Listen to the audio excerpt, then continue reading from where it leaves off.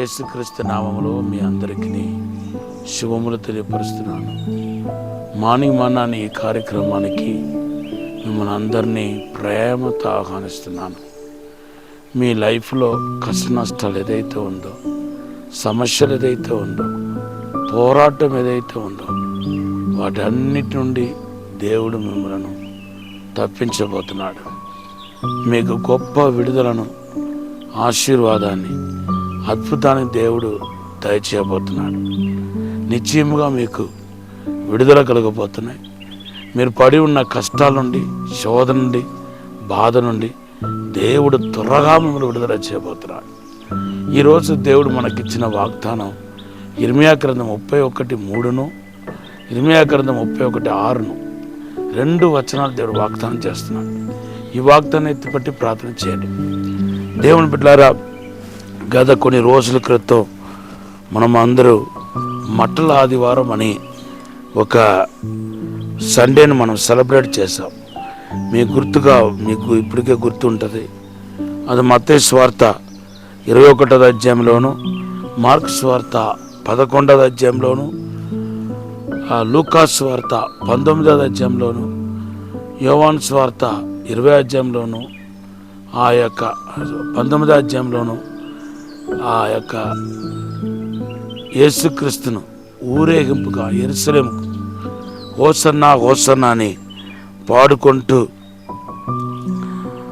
ఆయన యేసు ప్రభువారు గాడిదెక్కి ప్రయాణించిన ఆ సంభవాన్ని నేను జ్ఞాపకం చేస్తున్నాను. దేవుని బిడ్డలారా, యేసు సిలువ వేయబడటానికి, అప్పగించడానికి మరి ఒక కారణం ఏంటంటే ఈ హోసన్నా. హోసన్నా అనే మాటకు అర్థం ఏంటంటే దేవా, తండ్రి మమ్మల్ని రక్షించమని అర్థం. అవును, వాళ్ళు తెలుసో తెలియకుండాను, కొంచెమంది ఏమో తెలిసి హోసన్నా అన్నారు, కొంచెమంది ఏమో తెలియక హోసన్నా అన్నారు. హోసన్నా అనే మాటకు తండ్రి, దేవా మమ్మలను రక్షించము, ఏదో ఒక రూపంలో మమ్మల్ని రక్షించము అని దేవునికి మొరపెట్టారు. ఒకవేళ కొంచెమంది ఏమో ఒక టెంపరవరీ విడుదలను కోరుకున్నారు. ఆ దినాల్లో యూదులు మరి రోమీయుల యొక్క బంధకంలో ఉన్నారు. చాలా కాలం నుండి ఉన్నారు. 430 సంవత్సరాలు మా పితరులు బంధకంలో ఉంటే మమ్మల్ని ప్రభు ఎలాగైతే మా పితరులను విడుదల చేశాడో అలాగే మమ్మల్ని కూడా విడుదల చేయాలని చెప్పి అడుగుతూ యేసు చేసిన అద్భుతాలు, సూచక్రియలు, మహత్కార్యాన్ని చూసి ఇతనే ఈ రోమీయుల యొక్క చేతుల నుండి మమ్మల్ని విడుదల చేయబోతున్న మెస్సియా, మోసే అని అనుకొని ఇంకా యేసును చాలామంది వెంబడించారు. వాళ్ళు చేసిన ప్రార్థనే ఇది, హోసన్నా హోసన్నా. సో యేసు ప్రభు ఆ రోజు ప్రార్థన విన్నాడు. వారిని ఎలాగైనా రక్షించాలనుకున్నాడు. అందుకొరకే తన ఏకైక కుమారుడైన యేసుక్రీస్తును ఈ లోకానికి పంపి వారందరినీ రక్షించినట్టుగా మన పరిశుద్ధ గ్రంథంలో చూస్తున్నాం. ఈవెన్ యేసు ప్రభువుని సిలువ వేసిన వాళ్ళు కూడా చివరికి యేసు నీతిమంతుడని ఒప్పుకోవటం తప్పలేదు. దేవుని నామానికి స్తోత్రం.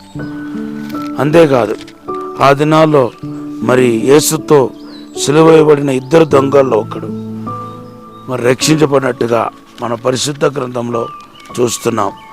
ఆయన ఒక మరణాన్ని చూచిన వాళ్ళు, తర్వాత ఆయన చనిపోయినప్పుడు అనేక మంది పరిశుద్ధులు ఒక సమాధి తెరుచుకుందంట. వాళ్ళందరూ మరి బయటికి వచ్చారంట. ఆ చనిపోయిన వాళ్ళు తిరిగి లేవడంతో చూచి ఎంతోమంది ప్రభువుని నమ్ముకున్నారు. ఈరోజు కూడా మీరు కూడా అనేక రకరకాల సమస్యలతో, పోరాటంతో, శోధనతో ఉన్నారేమో. మీరు చేయాల్సిన ప్రార్థన అంటే తెలుసా? మనుషుల వైపు చూడకుండా హోసన్నా అని ప్రార్థన చేయండి. ఈ హోసన్నా అని ప్రార్థన ఖచ్చితంగా మిమ్మల్ని పాపశాప రోగం నుండి మిమ్మల్ని విడుదల చేస్తాయి. మీ ప్రార్థనను ఆలకించడానికి ప్రభు సిద్ధంగా ఉన్నాడు.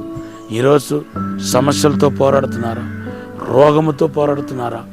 ఆర్థిక ఇబ్బందులతో, అప్పుల సమస్యలతో సతమతమైపోతున్నారా? లైఫ్లో ఎటువంటి డిసిషన్ తీసుకోలేని పరిస్థితిలో మీరు కలవరపడుతున్నారేమో. ఈరోజు దేనికైనా బలమైన శక్తి కలిగింది ఏదంటే ప్రార్థన. ఆ ప్రార్థన ఒకటి మీరు చేయగలిగితే ఖచ్చితంగా దేవుడు మిమ్మల్ని విడుదల చేస్తాడు. చూడండి, హిజ్కియా రాజు చనిపోతాడని ఆల్రెడీ దేవునికి వాక్కు వచ్చింది. దేవునికి వాక్కు వచ్చిన తర్వాత ఇంకా మనిషి ఎలా బ్రతుకుతాడు చెప్పండి? అయితే హిజ్కియా రాజు ప్రార్థన చేసినట్టు బైబిల్లో రాయబడి ఉంది. ఏ ప్రవక్త అయితే నువ్వు చనిపోతాడన్నాడో అదే ప్రవక్త తిరిగి వచ్చి నువ్వు బ్రతుకుతావయ్యా, 15 సంవత్సరాలు బ్రతుకుతావయ్యా అని ఆయనకు ప్రవచనం చెప్పినట్టుగా మన పరిశుద్ధ గ్రంథంలో చూస్తున్నాం. యెషయా గ్రంథం 38:1-5 చూస్తున్నాం. ఎంత పెద్ద కీడులో ఆపత్తులో మరి ఆయన ప్రార్థన చేసి ఉంటాడో ఒకసారి ఆలోచన చేసి చూడండి. లాజరు చనిపోయాడు. చనిపోయిన వాళ్ళ సహోదరులు వచ్చి యేసుప్రభు పాదాల దగ్గర పడి ప్రార్థన చేస్తున్నారు. ఆ ప్రార్థన దేవుడు విన్నాడు. కొన్ని వాళ్ళు చేసిన ప్రార్థనలు రైట్ ఉన్నాయి, రాంగ్ ఉన్నాయి. అయినా ప్రార్థన విని లాజరును దేవుడు లేపాడు. అవును, తన దెయ్యాలు పట్టిన కుమార్తె కోసం ఆ స్త్రీ ప్రార్థన చేస్తే దేవుడు ప్రార్థన విన్నాడు, కుమార్తెను రక్షించాడు. మత్తయి సువార్త 15:31 నుండి మనము 36 మన పరిశుద్ధ గ్రంథంలో చూస్తున్నాం. కనుక ఈరోజు మీ ప్రార్థనకి దేవుడు జవాబు ఇవ్వబోతున్నాడు. మిమ్మల్ని పాప శాప రోగం నుండి విడుదల చేయబోతున్నాడు. ఒకవేళ మీలో కొంచెంమంది సౌలులాగా, ప్రభా నేను ఏమి చేయాలనేది నీ చిత్తమై ఉంది అని మీరు అడుగుతున్నారేమో. ఖచ్చితంగా అన్ని అని దేవుడు పంపించి తన చిత్తాన్ని బయలుపరుస్తాడు. ఈరోజు దేవునికి మీరు చేయాల్సినంత హోసన్న అనే ప్రార్థన దేవుడు మిమ్మల్ని ఆశీర్వదించిన గాక. మిమ్మల్ని అందరినీ ప్రార్థన ఆత్మతో నింపాలని ప్రార్థిస్తాను. పరిశుద్ధము నమ్మకమైన పరలోక తండ్రి, నీకు వందనాలు, స్తోత్రాలు ప్రభా. మమ్మల్ని క్షమించి, మన్నించి, పరిశుద్ధపరిచి, శుద్ధీకరించి ప్రభా తండ్రి ప్రతి ఒక్కరిని ప్రార్థనాత్మతో నింపమని అడుగుతున్నాం. విజ్ఞాపన ఆత్మతో నింపమని అడుగుతున్నాం. జకరియా 12:10 ద్వారా ప్రార్థనాత్మను కుమరించమని, తాకమని యేసు నామములో అడిగి వేడుకుంటున్నాం తండ్రి. ఆమేన్. Have a blessed day. God bless you.